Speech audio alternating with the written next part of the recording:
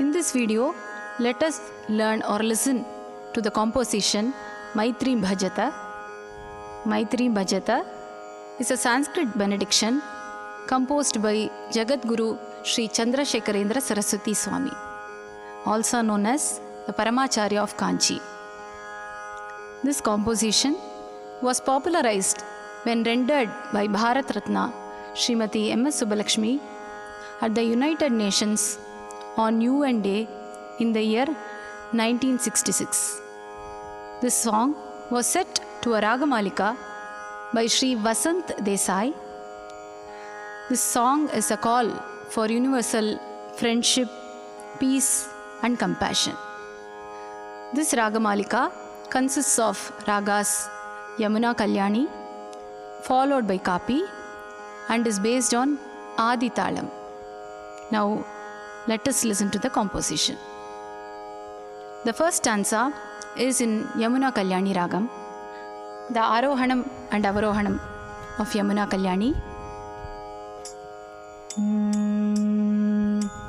Sari ga pa ma ga pa da ni da sa, sa ni da pa ma ga ma re sa. Sari ga pa ma ga pa da ni da sa, sa ni da pa ma ga ma re sa. Now the composition.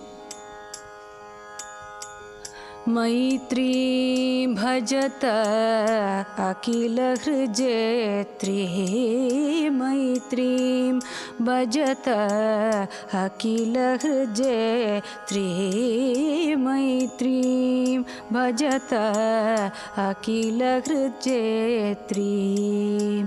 Atmavadeva paranapi pashyata, Atmavadeva paranapi pashyata, yuddham tyajata spardham tyajata, yuddham tyajata spardham tyajata, tyajata pareshva kramamakramanam, tyajata pareshva kramamakramanam.